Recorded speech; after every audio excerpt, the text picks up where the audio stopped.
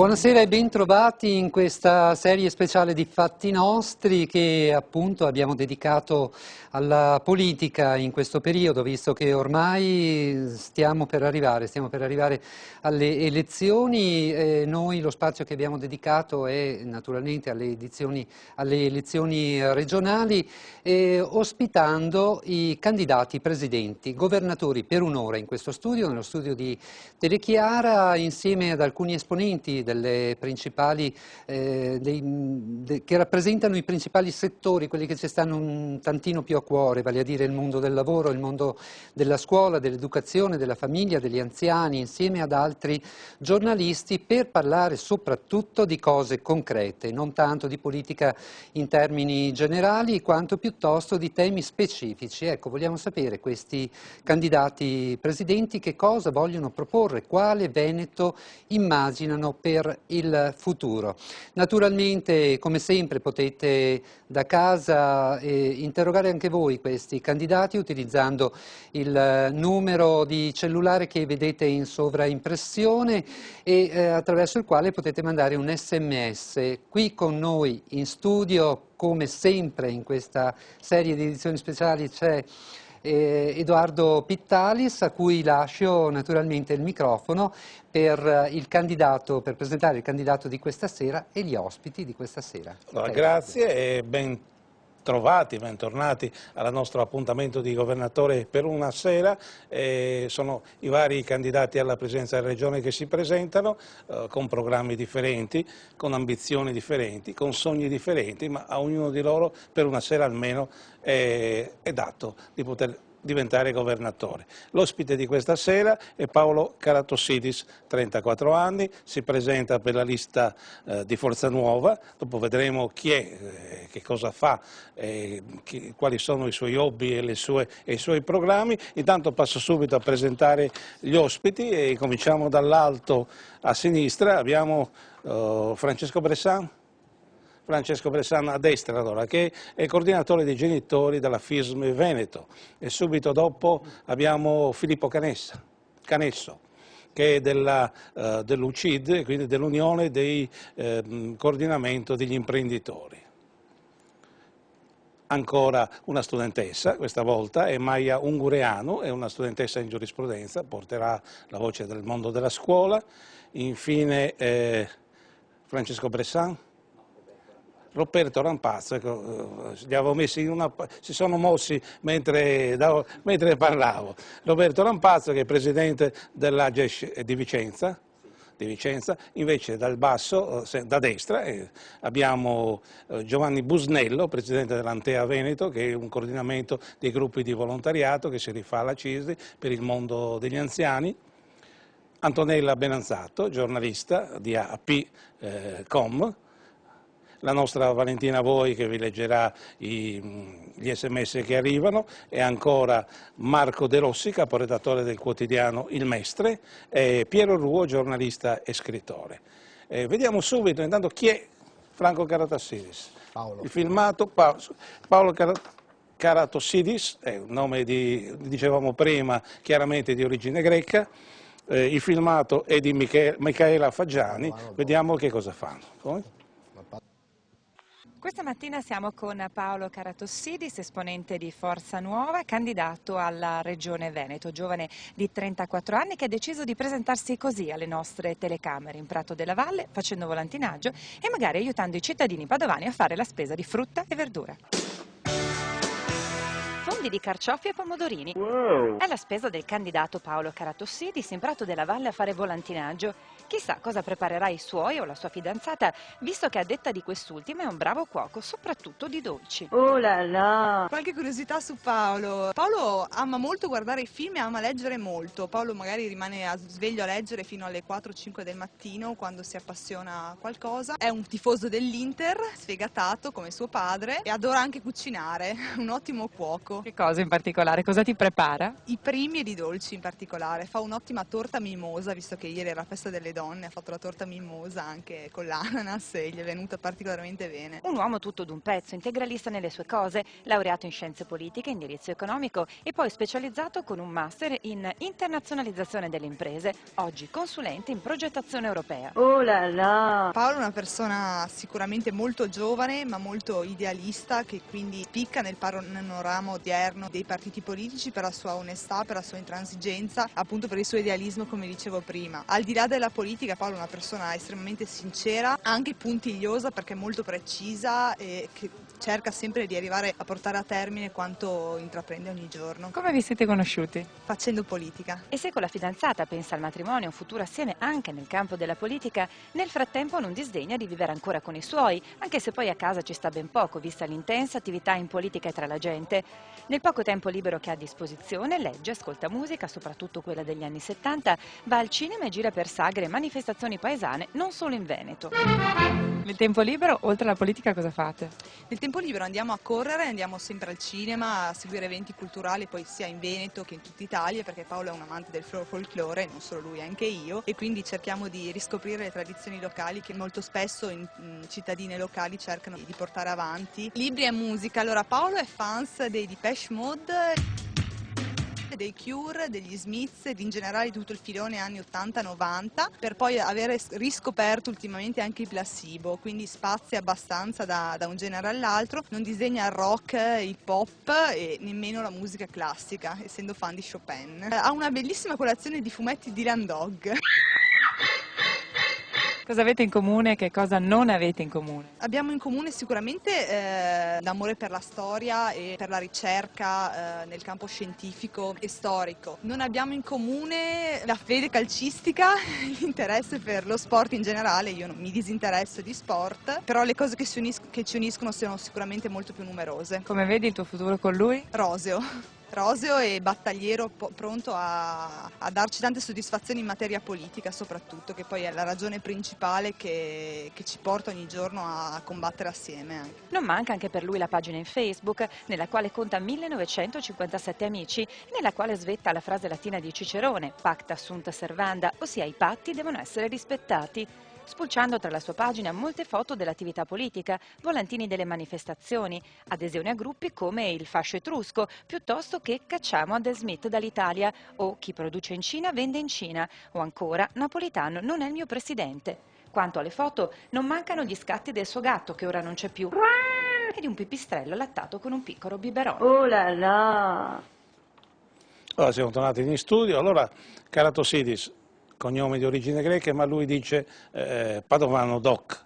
Abbiamo visto i gusti musicali, dai Depeche ai Placebo, abbiamo visto l'amore per l'Inter ma anche per Dylan Dog. Qual è il suo programma politico? Beh, il programma politico non direi complesso, direi molto chiaro, anche se esaustivo. Tra l'altro siamo stati gli unici forse a produrre un programma politico. Molti cittadini non sanno che la legge elettorale non prevede un obbligo di presentare il programma politico alle elezioni regionali come documento scritto, però diciamo un buon uso produrlo, farlo, anche perché si auspica in teoria che in una campagna elettorale ci sia lo spazio anche del dibattito e del confronto. Purtroppo questa campagna elettorale ha visto un po' tutti latitanti, ecco, nei confronti, nei dibattiti. Sarebbe stata nostra aspirazione poterci confrontare sui programmi anche con gli altri candidati. Purtroppo questo non è stato possibile perché gli altri candidati o non ce l'avevano oppure non hanno voluto confrontare. Comunque il nostro è un programma che si basa molto sul sociale, direi quasi al 90% sul sociale, in quanto in questo momento questa regione, la regione che auspico di governare, sta vivendo forse la fase di crisi economica maggiore che ha mai vissuto nella sua storia, e quindi c'è sicuramente una situazione emergenziale che va risolta con gli strumenti della politica, e la Regione Veneto da questo punto di vista ha tutti gli strumenti e le carte in regola per poter far transitare questa regione e il suo popolo da una fase di crisi a, speriamo, una fase di benessere e prosperità. Ma quali sarebbero, perché la gente dovrebbe votare voi? La gente dovrebbe votare noi perché probabilmente stiamo rappresentando in Italia e anche in Veneto Unica forza politica che rappresenta la società civile. Noi, al di là degli slogan che possono essere ripetuti anche dagli altri concorrenti, nelle nostre liste ci sono veramente i cittadini. C'è l'infermiera, c'è il camionista, c'è il disoccupato, c'è il precario. Non troverete sicuramente i capitani di industria, non troverete i lobbisti, non troverete i grandi costruttori, troverete le persone della strada, le persone che in questo momento stanno vivendo gli stessi problemi che hanno la maggior parte dei cittadini e che quindi hanno una sensibilità particolare e conoscono a fondo il tessuto sociale di questo territorio e che quindi hanno tutte le carte in regola anche dal punto di vista dell'onestà morale per poter rappresentare i cittadini in maniera vincente, efficace e soprattutto onesta. Allora, parliamo subito dei problemi sociali. Vediamo se passate il microfono a Busnello che porta l'esperienza di problemi sociali veri. Lei che cosa chiederebbe al candidato? Ma noi ovviamente al candidato, ma alla politica chiediamo di guardare veramente i bisogni della gente, soprattutto degli ultimi.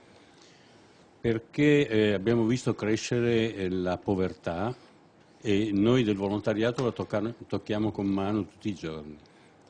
Una povertà che sicuramente è molto dignitosa e piuttosto nascosta. Infatti difficilmente le istituzioni intercettano queste povertà, ma il volontariato invece le incontra tutti i giorni e naturalmente alla politica noi chiediamo di dedicare uno spazio particolare al rafforzamento dei servizi alle persone, soprattutto le più deboli. Quindi fasce deboli, anziani, non autosufficienti, la politica come può rispondere? Beh, a livello regionale uno dei primi punti del programma molto chiaro è la creazione ad esempio di un fondo speciale regionale per i cassi integrati. Sappiamo che la cassa integrazione in deroga sta per scadere, noi ci troveremo con migliaia e migliaia, decine di migliaia di cittadini veneti che non sapranno ad esempio a luglio come poter andare a comprarsi il pane, per non dire il latte, per non dire la pasta.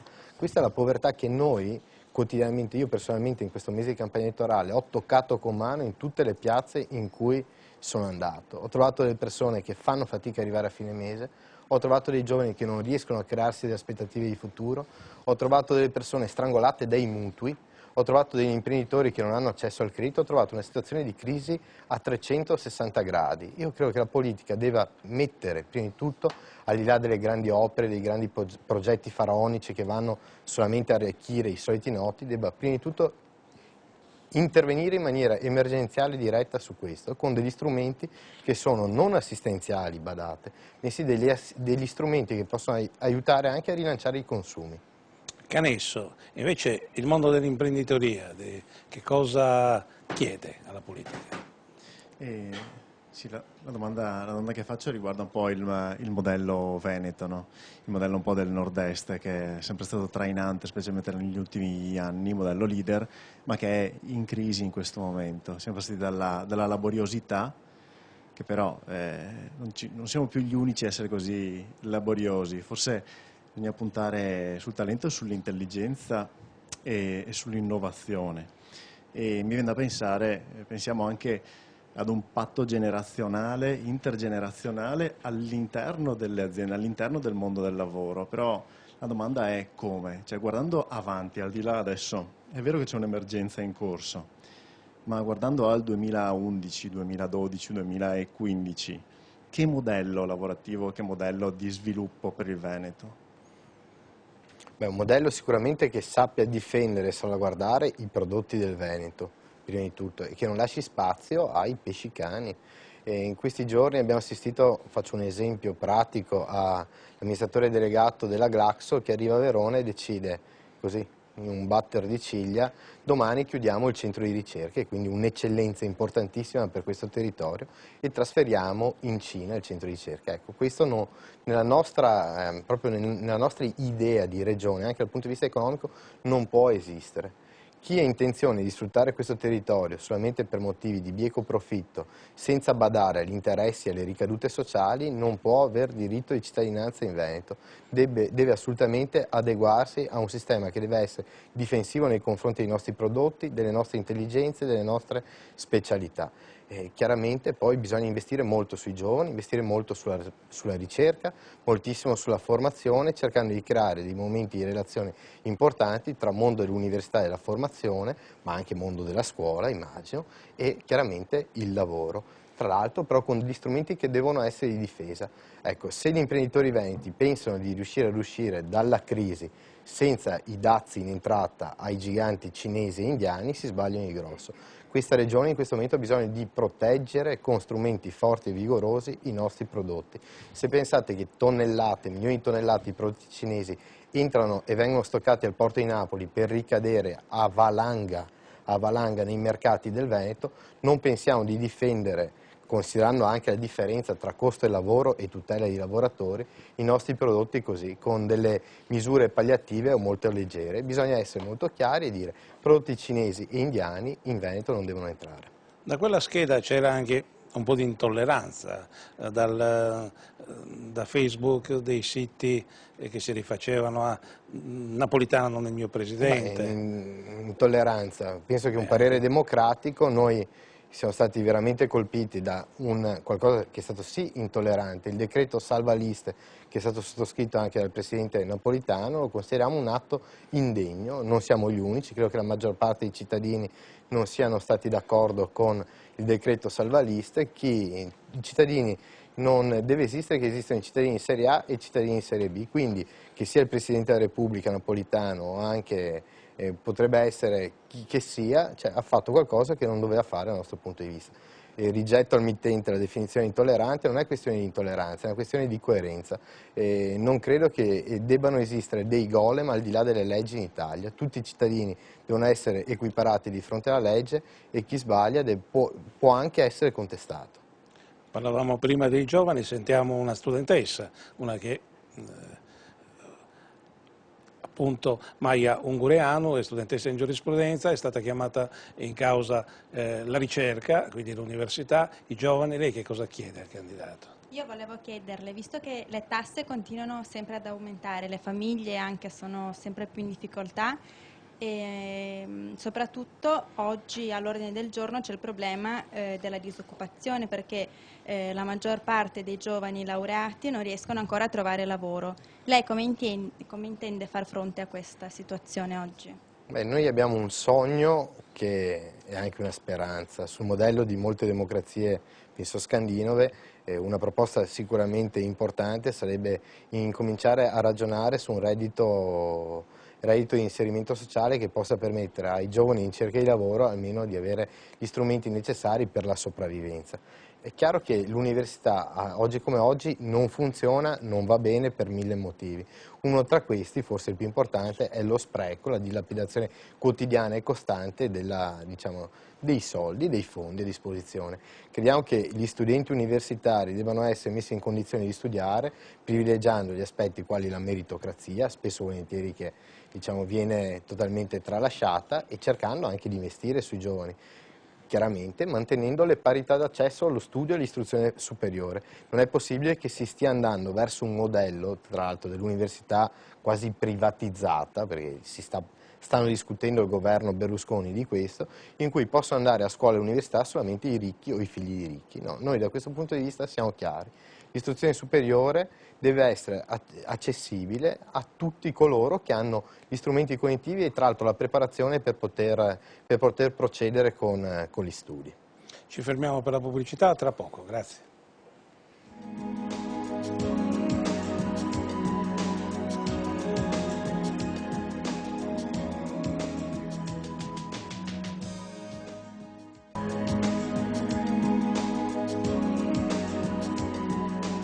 Rieccoci in studio, ben trovati per la nostra puntata di Governatore per una sera con Paolo Karatossidis, candidato alla presidenza della Regione Veneto con la lista di Forza Nuova. Prima gli ho dato dell'intollerante, prima ancora che aprisse bocca, evidentemente sono andato un po' avanti. E adesso sentiamo subito gli sponsor, invece quelli che dicono perché bisogna votare Karatossidis. Siamo con Andrea Minchio, segretario regionale di Forza Nuova e naturalmente candidato anche a queste regionali. Sponsor di Paolo. Perché votare Paolo secondo te? Perché Paolo è una persona coerente, determinata, che quando si mette in testa di fare una cosa la porta sempre a termine, nonostante le mille difficoltà. Quindi quello che dice, promette, lo fa, l'ha sempre fatto. Io lo conosco da tantissimo tempo, andavamo anche a scuola insieme, al liceo, e quindi sicuramente nel panorama politico di adesso è la persona più coerente e più determinata che ci sia, fuori da qualsiasi schema di lobby di potere, e sta dalla parte spesso e volentieri, anzi quasi sempre, del più debole, non per partito preso, ma per ideologia, per scelta. Secondo te chi dovrebbe votarlo? Ma io penso che tutti dovrebbero votare per Paolo, tutti dovrebbero votare per Forza Nuova, soprattutto in un momento come questo, dove ormai si vede il marcio della politica, affiora in qualsiasi momento, in qualsiasi cosa, negli appalti pubblici, nella legge elettorale, nelle leggi a personam. Quindi chiunque dovrebbe votare Paolo, dall'operaio, dal disoccupato, dall'imprenditore alla casalinga. Cioè non vedo delle persone che non possano pensarla come noi, e c'è anche il momento di dire basta, di azzerare tutto e di dare la possibilità a delle persone oneste e coerenti l'amministrazione. Previsioni di voto? Noi non abbiamo la possibilità di fare i sondaggi come i grandi partiti che se li fanno ad hoc per influenzare il voto. Noi vediamo che oggi siamo in Prato della Valle, dopo ci sono altri ragazzi, altri militanti all'Arcella, e vediamo le persone del popolo, quelli che vanno al mercato e fanno la spesa, che ci apprezzano, ci approvano, si fermano a parlare, sono interessati, prendono il nostro materiale e lasciano anche la promessa di voto. Quindi possiamo essere la sorpresa di queste elezioni. Paolo politico e Paolo persona sono la stessa cosa? Sono praticamente la stessa cosa, perché Paolo fa politica 24 ore su 24, 365 giorni all'anno, e quindi diciamo che la sua vita personale è la sua vita politica. Tu ci hai detto che sei anche un suo amico, che cosa vi accomuna? Se ci accomuna intanto una simpatia, una stima reciproca, dopo l'idea, l'appartenenza al movimento che abbiamo portato avanti negli anni, dal 97, che facciamo praticamente tutti insieme, quindi le passioni, anche gli hobby, i divertimenti, noi condividiamo praticamente tutto. Hai la possibilità di fare un appello per Paolo? Ultimo appello, come si fa col televoto? Il televoto falsato. Noi sì, votate per Paolo Caratossidis, votate per Forza Nuova, perché sicuramente non butterete via il voto, ma sarà un voto di protesta che faremo fruttare per cambiare veramente le cose. Ecco, Piero Ruo parlava prima, lo sponsor di Caratossidis, marcio della politica. Siamo in una situazione tale che ormai è così evidente questo marcio della politica? Ma io, che ci siano dei problemi, mi pare abbastanza evidente. Io questo non lo ritengo.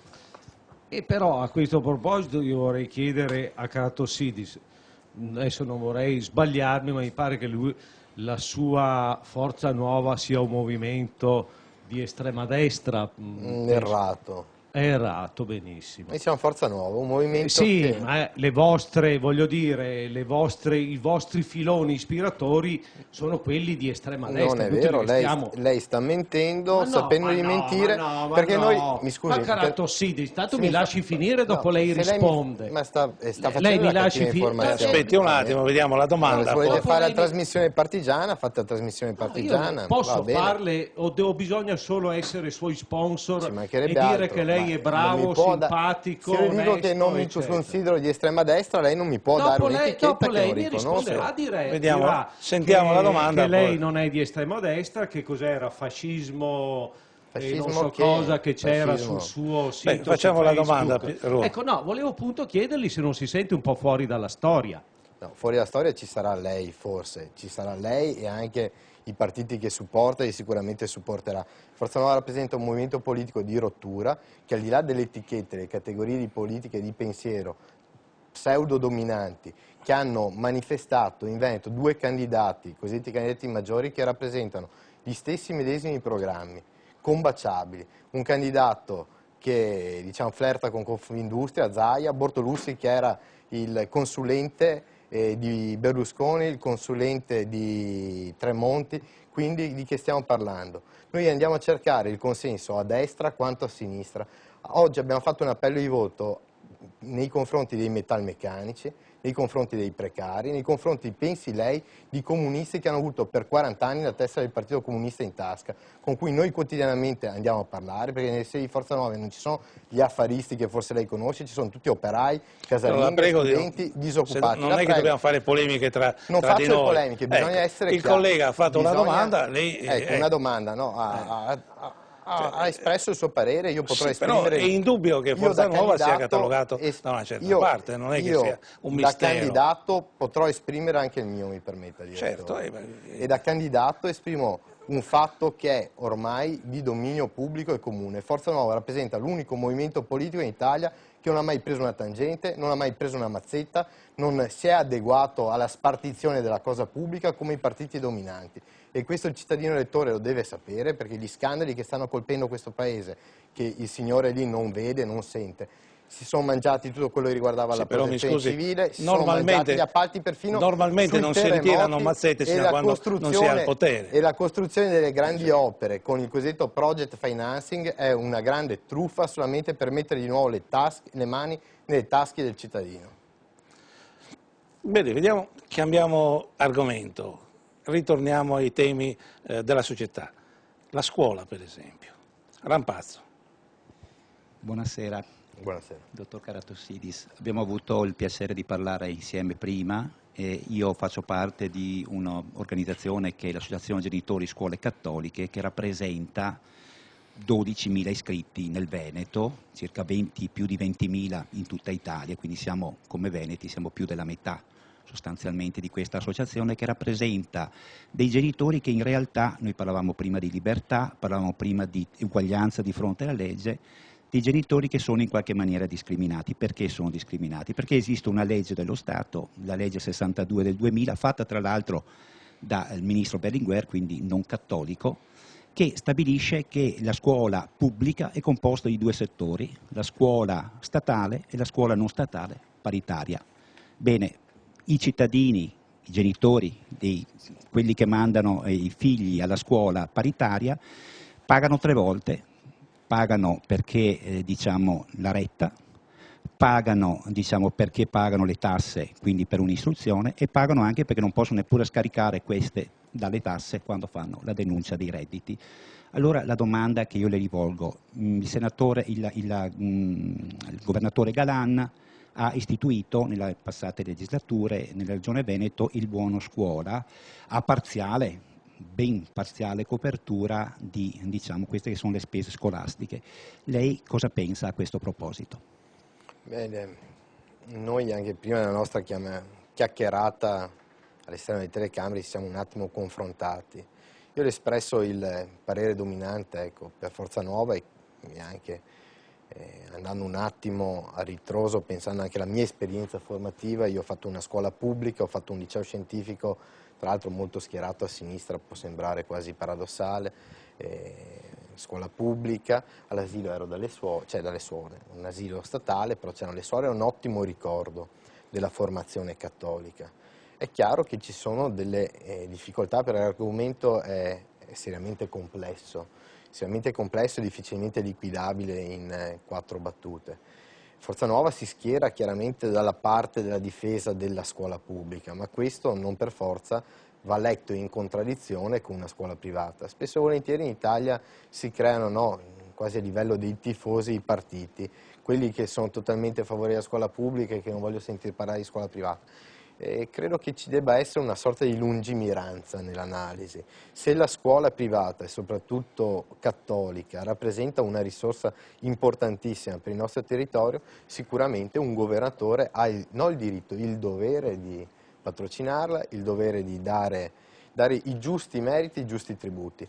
È chiaro che tutto questo discorso va a allacciarsi forse in maniera direi anche conseguenziale al dovere di un governatore di dare il giusto tributo anche alla religione cattolica nella sua complessità, al di là quasi del discorso puramente scolastico formativo. Se nella nostra vita quotidiana, parliamoci chiaro, i politici non hanno rispetto per la religione cattolica, non hanno rispetto per la religione cristiana e lo manifestano quotidianamente, è chiaro che dopo a pioggia, no, sulla questione della scuola privata cattolica si comporteranno di conseguenza. In questo momento tra l'altro noi viviamo una fase un po' particolare perché l'Italia non è un paese a sé, l'Italia facendo parte integrante dell'Unione Europea chiaramente deve riferirsi anche a quelle che sono le normative europee, che purtroppo in certi casi sono dal mio punto di vista scellerate, perché come definire la sentenza della Corte dei diritti dell'uomo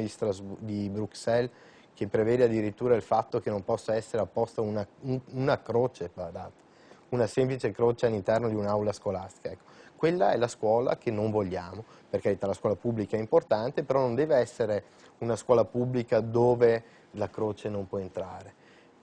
Invece dal punto di vista della scuola paritaria va benissimo una scuola paritaria cattolica, chiaramente però con dei limiti, non alla scuola paritaria cattolica, a tante scuole più o meno così, direi quasi farlocche per non dire fasulle, con i quali moltissimi studenti che non hanno i meriti riescono ad arrivare al diploma di maturità, non dico regalato, bensì comprato. Ecco, da quel punto di vista noi siamo tassativi, la meritocrazia deve essere un parametro imperante in tutti gli aspetti del nostro vivere civile, anche perché se non vanno avanti i meritevoli e vanno avanti gli immeritevoli, ricordatevi, la società non può funzionare. Valentina, 2 sms e poi passiamo alla pubblicità. Sì, sono numerosi gli sms dei sostenitori di Caratossidis, c'è anche una piccola provocazione, ma perché ai politici non viene data una cassa integrazione come a noi? Insomma, si propone di dimezzare loro lo stipendio. Tra le tematiche che non sono ancora state toccate è stata sollevata la questione del nucleare. Ne parleremo dopo, ci fermiamo per la pubblicità, le risponderà fra poco. A tra poco, grazie.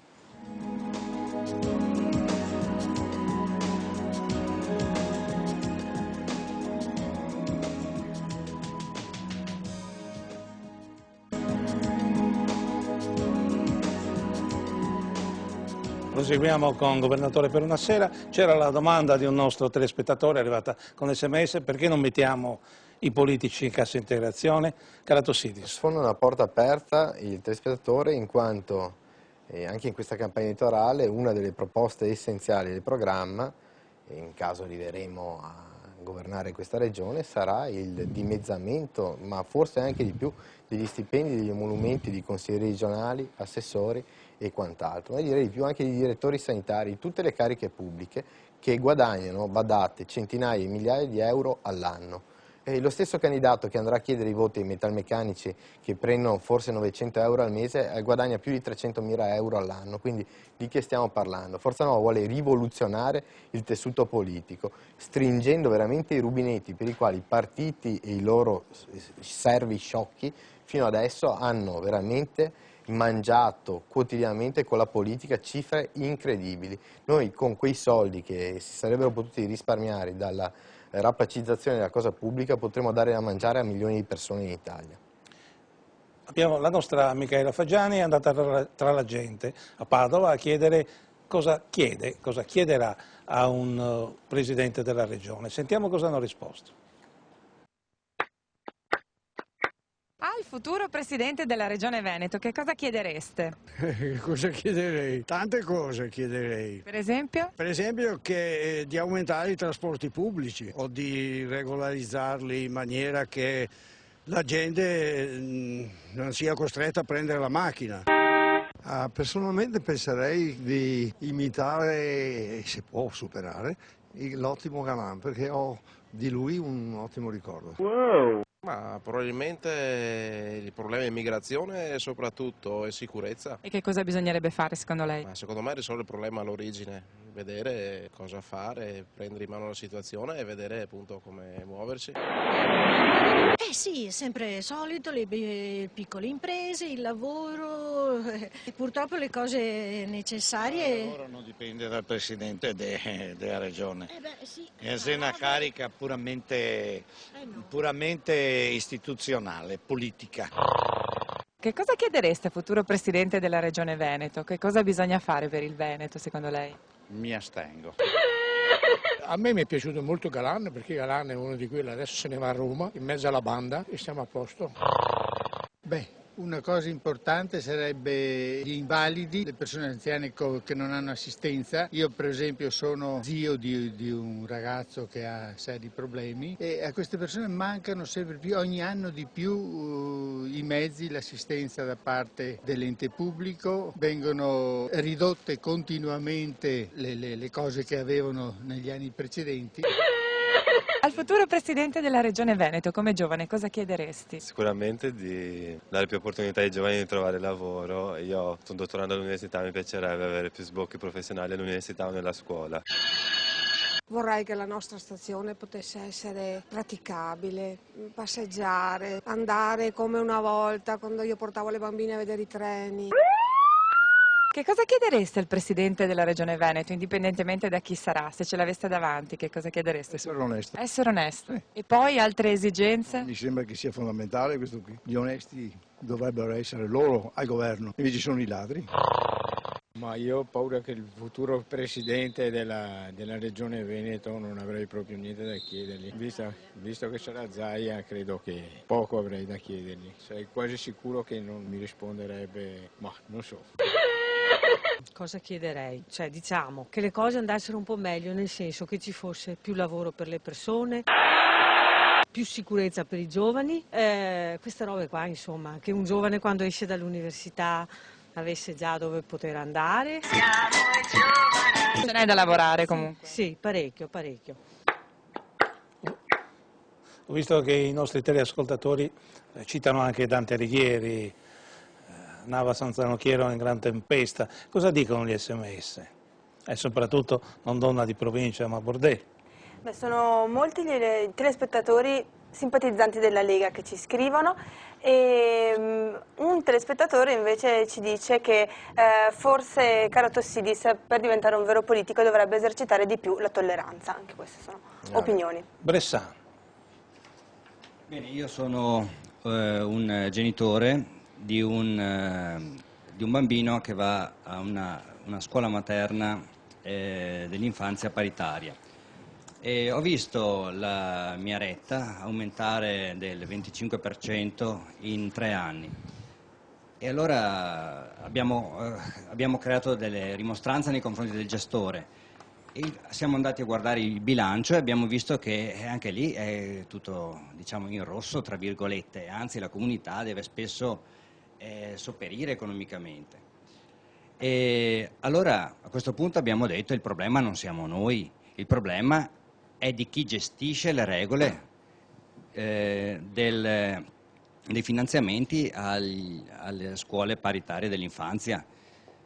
Il 70% degli asili dove vanno i bambini del Veneto sono paritari, solo il 30% è statale e quindi ogni anno 30.000 famiglie mandano il loro bambino per forza di cose nelle nostre scuole dell'infanzia.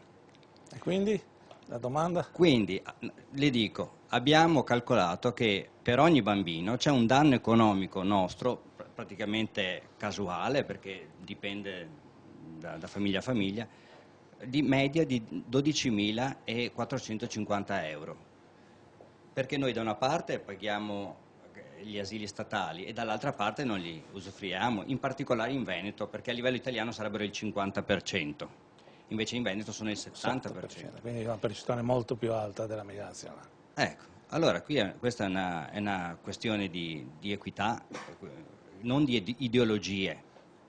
E allora noi abbiamo fatto una richiesta e vogliamo chiedere anche adesso a tutti coloro che ci guardano, che ci vedono, di fare qualcosa per migliorare la politica. Noi vogliamo interrogare i politici, i candidati politici e gli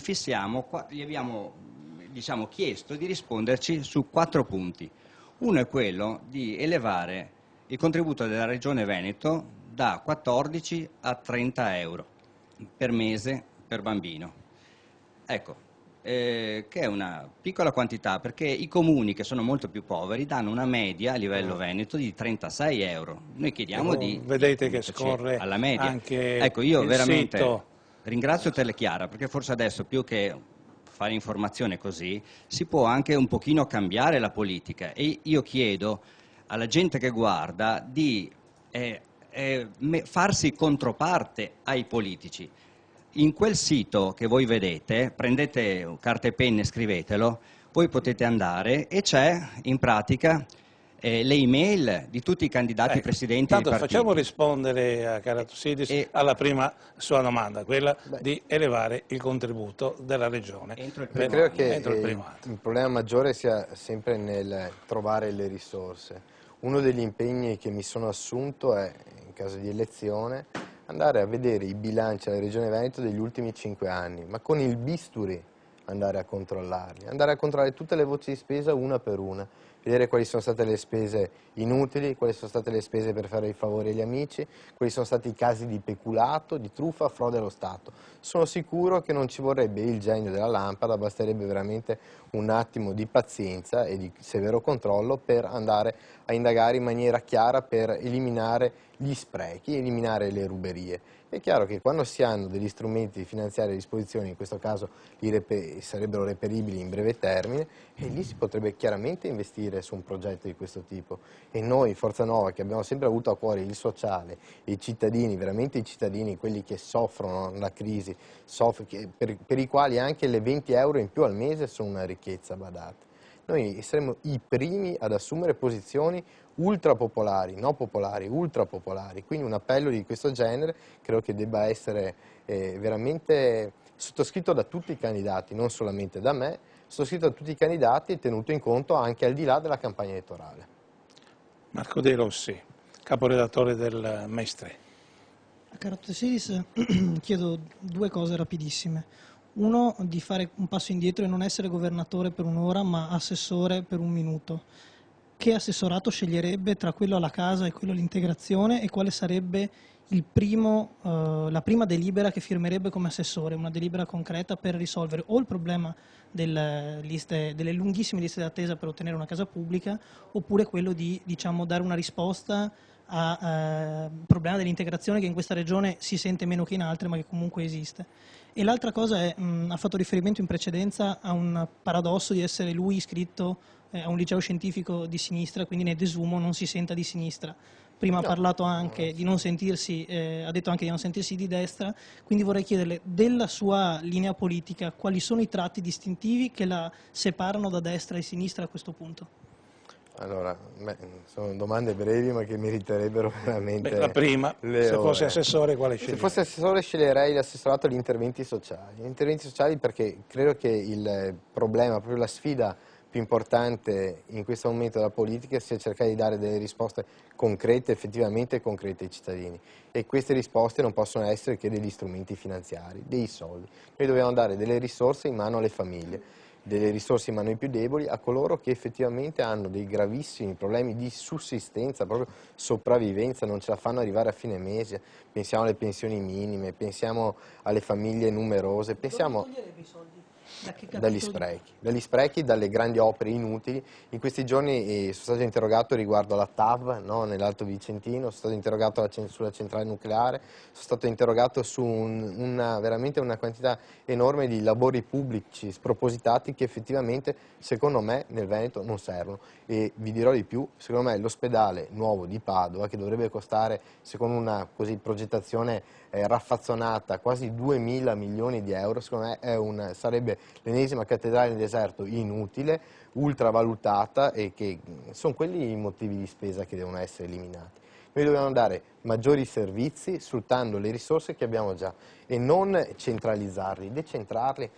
Altra questione importante, la Regione Veneto. Perché la Regione Veneto è un'istituzione che è considerata dai più, compreso da un telespettatore interrogato, lontana ai cittadini? Perché a Venezia? Perché non è raggiungibile. Meno cattedrali nel deserto a Venezia e più uffici della Regione a fianco dei cittadini in ogni provincia, financo in ogni comune. Sulla questione delle case popolari sfondi una porta aperta. Per noi l'ATER, l'azienda territoriale edilizia residenziale, va totalmente riformata. L'ATER è un gigante veramente dai piedi d'argilla dove si assumono le persone in base alla tessera che hanno in tasca e non è un mistero, lo sanno tutti. L'ATER va riformato e va condotto un piano di costruzioni di edilizia popolare che permetta ai meritevoli e soprattutto agli italiani di avere una casa popolare. Sapete benissimo che purtroppo oggi le graduatorie delle assegnazioni delle case popolari vedono spesso e volentieri gli italiani, cittadini italiani o veneti che hanno sempre pagato le tasse, hanno lavorato in questo territorio, hanno fatto la ricchezza del nord-est, esclusi rispetto magari a degli immigrati che sono arrivati 2 anni fa e che siccome hanno famiglie numerose godono di questo, tra virgolette, diritto. Hanno dei titoli perché le graduatorie sono state compilate in maniera tale da dare le case agli immigrati e non agli italiani. Questo bisogna dire fine a questo. Ecco, la devo interrompere per la pubblicità, ci rivediamo tra poco, così risponde anche alla seconda parte della domanda. A tra poco, grazie.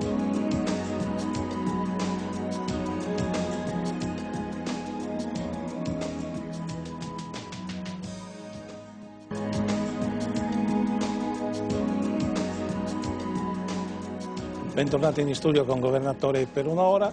Abbiamo come ospite stasera Paolo Karatossidis, Forza Nuova, candidato alla Presidenza della Regione. Sentiamo gli ultimi sms che stanno arrivando. Cosa dicono? Un sms di un sostenitore di Paolo Karatossidis ci spiega perché lo vuole votare, ovvero la lotta per eliminare i Rom, gli irregolari e i collusi con le tangenti. La parola adesso ad Antonella Benanzato, giornalista di AP.com. Che cosa vuoi chiedere? Io mi riallaccerei anche a questo ultimo sms che è arrivato, il problema dell'immigrazione. Ecco, per quanto riguarda Forza Nuova, come pensate di risolverlo, se volete risolverlo, soprattutto a partire dalla crisi economica che interessa il Veneto e che vede un incremento di disoccupati incredibile, soprattutto tra i giovani? Questa è una prima domanda. La seconda domanda, sempre di carattere economico, riguarda il tema dell'energia e l'ipotesi che nel Veneto vengano costruite delle centrali nucleari. La terza domanda è di carattere prettamente politico. Lei non ha voluto parlare di collocazione a destra o a sinistra, anzi addirittura ha parlato di una collocazione a sinistra. Molti però vedono Forza Nuova come una destra quasi estremista. Ecco, come ci si sente a essere più a destra del centrodestra che al governo? Partiamo dalla fine, va bene così. Così risponde anche alla domanda. Vede, io di De Rossi. Ho 33 anni, ho vissuto marginalmente la fase della divisione dei blocchi quando esisteva ancora l'URSS, no? Ho vecchi ricordi, quando mi ricordo che per andare in Grecia in vacanza il tempo si passava per la Jugoslavia, ancora c'era la cortina quasi di ferro, ma nel 1989 tutto questo mondo è finito, quindi viviamo in un mondo dove le ideologie sono terminate, sono compiute, siamo nel 2010, in questo momento storico in Italia c'è bisogno, al di là di divisioni e fratture, c'è bisogno effettivamente di una armonia nel mondo della politica e soprattutto di una politica che sia rivolta a sollevare i problemi, non eventualmente a crearli, quindi meno divisioni e più invece armonia. È chiaro che se uno vuole fare, tra virgolette, quasi della filosofia politica può collocarsi dove vuole, cioè a noi non interessa l'etichetta, interessa essere popolari. Siete trasversali? Noi siamo trasversali, infatti abbiamo chiesto il voto a sinistra, chiediamo il voto a destra, chiediamo il voto a centro, chiediamo il voto ovunque. Chiediamo il voto ma non perché chiediamo il voto per un rapporto di scambio. Non sentirete mai un militante o un dirigente forzanovista dire dammi il voto che io ti metto a lavorare lì piuttosto che metto tuo figlio a lavorare dall'altra parte. Ecco, questo è un modo di fare politica che noi chiaramente rinunciamo, che noi non riusciamo a tollerare, a sopportare. Ecco, da questo punto di vista siamo intolleranti, non tolleriamo più i soprusi, non tolleriamo più le ingiustizie, non tolleriamo più di vedere quotidianamente i nostri territori degli abusi di potere da parte dei potenti, le ladronerie, le tangenti. Ecco, non tolleriamo più quello che la maggioranza dei cittadini italiani pensava di aver visto sconfitto con Tangentopoli. Ecco, cittadini, voi invece dovete immaginare a pensare che Tangentopoli non ha cambiato la politica italiana. Il sistema dei partiti è un sistema rapace che veramente vi ha messo le mani nelle tasche, vi ha depredato, ha creato di questo paese un paese che è sull'orlo della crisi, del fallimento economico, un debito pubblico eccezionale, siamo a livelli quasi della Grecia, quindi provate a immaginare voi se continuando a dare la fiducia a quei partiti che vi hanno portato in questa condizione si può andare ancora molto avanti. Le centrali nucleari, noi sin dall'inizio ci siamo schierati in maniera chiara e determinata contro il decreto Scajola che, badate bene, è stato sottoscritto da tutti i ministri del governo leghista. Quindi se la Lega e Zaia qui in Veneto dice no alle centrali nucleari, a Roma la Lega invece ha firmato sì, le centrali nucleari la Lega le vuole tra Chioggia e Porto di Levante o forse a Belluno. Invece, secondo noi, centrali nucleari in Veneto non ci deve essere per svariati motivi, tra cui l'antieconomicità, l'uranio non è conveniente adesso, figuriamoci nel 2013-2020, prima di tutto. E secondo perché sarebbe una follia piazzare una centrale atomica a ridosso di territori ad altissima densità demografica, quale la provincia di Padova o la provincia di Venezia, visti i rischi che chiaramente sono annessi. Energie alternative e meno sprechi. Immigrati, chiusura chiaramente dei confini, anche perché la panzana che vedeva la maggior parte dei promotori di questo modello di immigrazione, che gli immigrati portano delle economie positive e produttive nel territorio, si è dimostrata fallimentare. La disoccupazione italiana, al di là degli stereotipi lanciati da Tremonti, che dice siamo sull'8,5, no, siamo abbondantemente sopra il 10% della disoccupazione italiana. Non c'è lavoro per gli italiani, quindi è inutile che portiamo altri poveri in Italia a fare una vita da poveri. Tra l'altro l'immigrazione che si lega purtroppo anche alla questione della criminalità, è chiaro che se una persona viene qui in Italia e non riesce a trovare lavoro dovrà campare, e in questo caso ci sono le mafie piccole o grandi straniere o anche locali che hanno mano libera per creare dei mercati illegali, illeciti, che sono alla luce del giorno. Badate, lo spaccio di droga e la prostituzione sono alla luce del giorno in Veneto, a Padova, a Verona, a Venezia. Quindi da questo punto di vista, se si vuole risolvere il problema drammatico della sicurezza, bisogna cominciare ad avere una politica molto rigorosa riguardante l'accesso di immigrati chiaramente extracomunitari nei confini del Veneto. Canesso, una domanda breve. Una domanda anche in questo caso molto concreta: se avesse Lavagna Bianca in alcune zone del Veneto dove ci sono poli industriali o strutture produttive che non hanno chiaramente futuro, lei a che cosa penserebbe? Sempre guardando in avanti, un esempio proprio concreto di rinnovamento, di ripensamento per queste aree che purtroppo si vede effettivamente futuro non ne hanno. Beh, immagino che lei parli del petrolchimico, credo. Sì, non solo, insomma ci sono altre aree. Il Veneto è estremamente Faccio variegato. un esempio, diciamo, vicino a questa redazione, no? La provincia di Padova, il cosiddetto settore TAC, tessile, abbigliamento, calzaturiero, crisi indicibile. Il manifatturiero sta scomparendo dai nostri territori e sta scomparendo in due diversi ordini generici, ovvero sia uno con la delocalizzazione. Noi siamo totalmente contrari alla delocalizzazione, che spesso e volentieri è una scusa per aumentare i profitti. Molti che delocalizzano non hanno difficoltà ad avere utile, delocalizzano per aumentare i profitti individuali. Uno. Dal nostro punto di vista, chi delocalizza e lascia a casa in una situazione veramente tragica i propri dipendenti non dovrebbe più ritornare a importare merci in Italia. Questo è chiaro. E due, con una seria politica di protezione e dazi sui prodotti, ripeto, fatti in Cina, fatti in Indonesia, fatti in India, perché noi non abbiamo le possibilità, con la differenza eccezionale del costo del lavoro nostro e quello loro, di competere. È chiaro che uno potrà dire sì, bisognerà agire molto sulla ricerca e lo sviluppo. Bisogna agire sulla ricerca e lo sviluppo non, ripeto, con le cattedrali nel deserto, non con i centri tecnologici più o meno fasulli che servono solamente per dare lavoro a determinate consorterie di potere. E secondo me la ricerca e sviluppo migliore si fa in azienda e in impresa. Credo che anche gli imprenditori siano d'accordo. Rampazzo? Una domanda veloce? Una domanda velocissima. Io come genitore sento il bisogno di una legge quadro sulla famiglia in Veneto. Lei cosa ne pensa? Penso che la famiglia sia proprio in questo momento l'ancora di salvezza della nostra società. Perché? Perché la famiglia in teoria era anche l'intestataria del risparmio. Il risparmio in questo momento è l'unica veramente ancora di salvezza che permette a moltissimi giovani, penso, o anche a moltissime donne, che sono forse le prime escluse dal mercato del lavoro, di sopravvivere.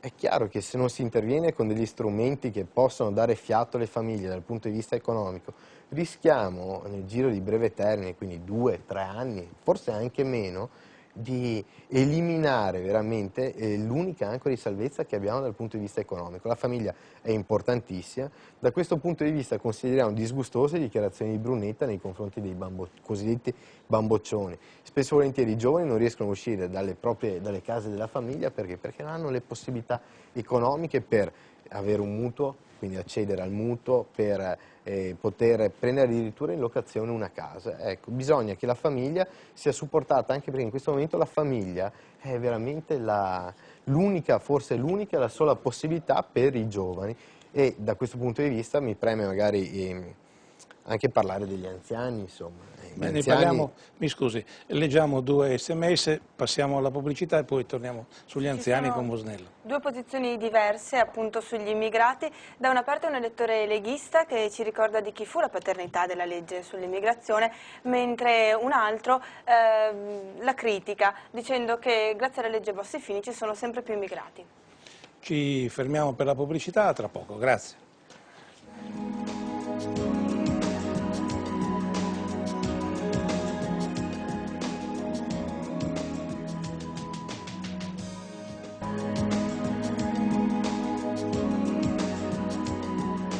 Siamo tornati in studio con il Governatore per una sera, è l'ultima parte della nostra trasmissione, si parlava di anziani. Busnello, cosa vuol chiedere? Allora, il Governo ha tagliato negli ultimi 3 anni di 2/3 i trasferimenti per garantire i servizi.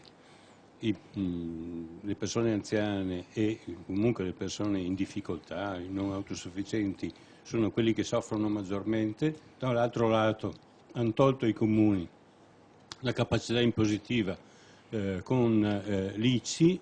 Come si può fare per garantire queste persone in una situazione di questo genere?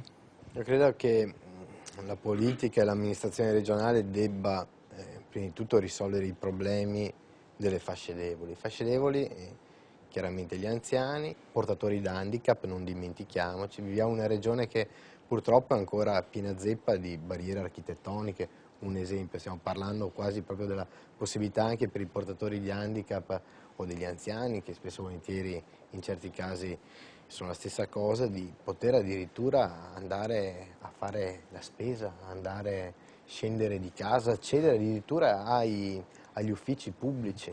Ecco, io credo che una regione debba riuscire a risolvere questi problemi.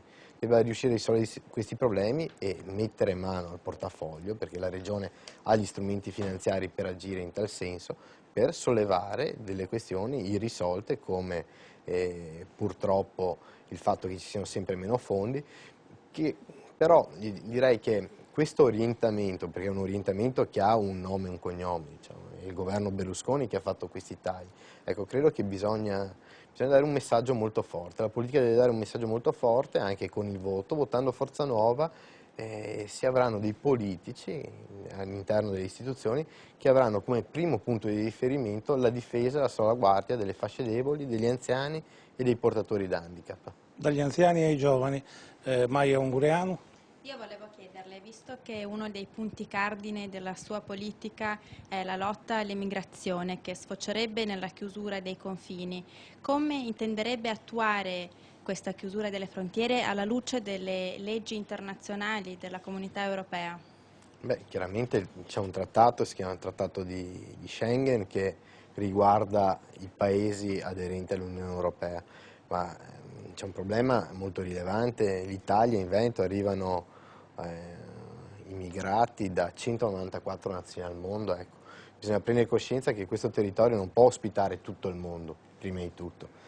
E bisogna prendere coscienza che questo territorio sta diventando un territorio di emigrazione, cioè ci sono veneti italiani che per cercare lavoro, per trovare mezzi di sopravvivenza, sono costretti ad uscire. Quindi se c'è una situazione di questo caso, direi che è il momento di un attimo riflettere, fermarsi e dire cosa facciamo? Facciamo andare via i nostri per far entrare degli altri eventuali? Ecco, direi che su queste cose bisogna scherzare il meno possibile ed essere realistici, come fanno tantissimi paesi civili, badate la Svizzera, penso all'Australia, penso anche agli Stati Uniti d'America, che hanno chiaramente messo un tetto e al di là di quel tetto non bisogna entrare. Ci sono gli strumenti per poterlo fare e si chiamano espulsioni effettive, si chiamano rimpatri effettivi. Purtroppo in Italia la legge Bossi-Fini, votata dalla Lega Nord, è stato un fallimento totale perché non ha i decreti attuativi e per il motivo per cui l'immigrazione è sempre più pressante ed è un'immigrazione che in questo momento viene definita non da noi, bensì dagli organi di informazione, un'immigrazione selvaggia e insostenibile. 2 sms e poi le ultime 3 domande. Un telespettatore che ci ricorda come Forza Nuova abbia aiutato in passato un disabile contribuendo all'acquisto della sua carrozzina e un altro che invece solleva il problema dell'opposizione, visto che dai suoi sondaggi la Lega prenderà molti voti. Non si può più parlare di sondaggi. Siamo in No, fascia. non si proprio per legge, non si può più parlare di sondaggi, non ci preoccupano i sondaggi, non ci interessano i sondaggi, noi li facciamo nelle piazze con la gente che viene veramente ai nostri banchetti, viene ai nostri gazebi e ci rincuora perché ci dà veramente l'appoggio popolare che ci dà il sostegno di andare avanti ogni giorno senza sponsor, senza padrini, però anche liberi e senza padroni. Andiamo verso la conclusione. Antonella Benanzato, ancora una domanda. Sì, io volevo fare una domanda forse anche un po' provocatoria. Quando si parla di Veneto, i programmi dei vari candidati alla presidenza del Veneto si assomigliano un po' tutti. C'è l'immigrazione, la sicurezza, il controllo appunto della presenza degli stranieri sul nostro territorio, il controllo sulla sicurezza, la disoccupazione e la crisi economica. Sono temi che si ripetono e sembra che al momento i candidati abbiano più o meno tutti le stesse soluzioni, le stesse risposte. Invece Forza Nuova cosa dice? No, direi che Forza Nuova ha un programma molto, molto chiaro e singolare che da questo punto di vista è rivoluzionario rispetto agli altri programmi o non programmi di questi candidati che fondamentalmente rappresentano un ambiente liberale, molto borghese e totalmente avulso dai problemi della gente, i problemi che veramente sono sempre più gravi. E noi abbiamo una panacea che è effettivamente chiara, tangibile, concreta, molto rigorosa. Ecco, guardate che quando noi diciamo l'immigrazione va bloccata, diciamo l'immigrazione va bloccata, ma non è uno slogan, non è noi non pensiamo degli strumenti tampone per cui si firma una legge con cui si pensa che l'immigrazione venga bloccata e allo stesso momento si siglano, no, i decreti flussi con cui ogni anno, tra l'altro anche a breve, fra qualche giorno, 200.000 immigrati entrano in Italia così. Oppure le sanatorie, spesso volentieri per le badanti, si scopre che la maggior parte erano ex prostitute o quant'altro. Guardate, no, Forza Nuova dice chiaramente, noi l'immigrazione la vogliamo bloccare con tutti gli strumenti necessari per bloccarla, prima di tutto. Risolvere la crisi, è chiaro che non può essere solamente Forza Nuova a risolvere la crisi, ma se Forza Nuova dice nel programma facciamo un fondo straordinario per i cassi integrati, Forza Nuova se va al governo della Regione Veneto fa un fondo speciale per i cassi integrati, questo è il programma. C'è lo spazio proprio per le ultime due domande. Scusi, le volevo completare sull'immigrazione, lei dice useremo tutti gli strumenti necessari per bloccare l'immigrazione, ma ci sono delle leggi, chi lavora nel nostro paese deve essere comunque tutelato e rispettato anche se che non possono essere regionali ma sono nazionali. Ma è chiaro, dopo... È anche internazionale. Sì, ci sono anche le leggi internazionali che prevedono che i confini territoriali o marittimi siano inviolabili, eppure ogni giorno accedono migliaia e migliaia di spacciatori, ladri, rapinatori, tagliagori e assassini all'interno dei nostri territori. Forza Nuova non può più accettare il lassismo da parte delle istituzioni da questo punto di vista, perché la situazione è invivibile, insostenibile. Marco De Rossi. Ha accennato prima alla valutazione negativa sui project financing. Mi viene in mente, le faccio un esempio di un'opera, il Passante di Mestre ha velocizzato mi pare del 40% gli spostamenti con una ricaduta anche economica. Non crede che forse nel suo programma ci si pongano degli obiettivi che poi non hanno alle spalle una diciamo copertura economica, nel senso che se non ci sono risorse, come non ce ne sono, forse il project financing in alcune occasioni valutate attentamente può essere una strada per reperire dei fondi per fare opere a servizio della società? Beh, se il TAV è l'opera del servizio alla società siamo veramente lontani anni luce. Io credo che il servizio alla società sarebbe invece una linea ferroviaria dove i nostri pendolari, anche per fare tratte da 20 km, impiegano ore, stivati in carri di bestiame. Chi vive le linee ferroviarie, gira per le stazioni, tutto questo lo sa. Abbiamo bisogno del treno ultraveloce che fa Padova-Milano in mezz'ora, o abbiamo bisogno del treno che fa Padova-Campo San Piero, per non dire Verona-Soave, in 10 minuti corretti, in treni puliti, percorribili? Di quello noi abbiamo bisogno di strutture che funzionino. L'ospedale nuovo megalitico di Padova, questa enorme cattedrale nel deserto, a cosa servirà se invece andiamo a chiudere i centri periferici, che ne so, Cittadella, per non dire Abano? Noi le eccellenze di questa regione sono nel decentramento, non nella centralizzazione. E siamo all'ultima domanda, davvero. Sì, rapidissimo. Esperienza, Piero Ruo. Voglio solo chiedergli, dal punto di vista economico, come concilia la sua proposta di alzare le barriere doganali per i prodotti che vengono dall'India e dalla Cina, col fatto che il Veneto, il nord-est e le nostre aziende vivono soprattutto sulle esportazioni dei loro prodotti. Cioè, se gli altri paesi facessero altrettanto con noi? Beh, fanno altrettanto con noi, gli Stati Uniti d'America lo fanno, la Cina lo fa. Il libero mercato non significa facciamo tutto, no, non ci sono regole, non ci sono leggi, si possono stabilire delle leggi anche di protezione dei nostri settori strategici. Tu non vai in Cina a esportare il prodotto che vuoi, badate bene, tu non vai in America a esportare il prodotto che vuoi, a portare l'acciaio, tu fai quello che le leggi di quel paese ti consentono. E in questo momento le leggi che consentono la sopravvivenza del paese Italia o dell'industria veneta sono le uniche leggi che puoi fare, sono leggi di protezione di determinati prodotti, anche perché l'alternativa è una sola, si chiama chiusura. Tra l'altro, poi mi viene un po' da ridere anche perché ci troviamo di fronte a una situazione di crisi matura. Chiudono le fabbriche, le occhialerie, chiudono le calzature, chiude tutto. In Veneto ci sono centinaia di migliaia di persone che stanno a casa. Il mio problema è il trattato internazionale. A me che mi interessa? La Repubblica di Venezia, facciamo un esempio storico, la Repubblica di Venezia non salvaguardava le proprie protezioni, il vetro, la seta, addirittura c'era la pena di morte, chiaramente non dobbiamo arrivare a quei livelli, però il nostro prodotto va salvaguardato con sistemi radicali, come fanno anche in altri paesi civili. Siamo arrivati davvero alla conclusione, l'appuntamento con i nostri telespettatori è per domani sera alla stessa ora, ancora con Governatore per una sera. A tutti, buonanotte.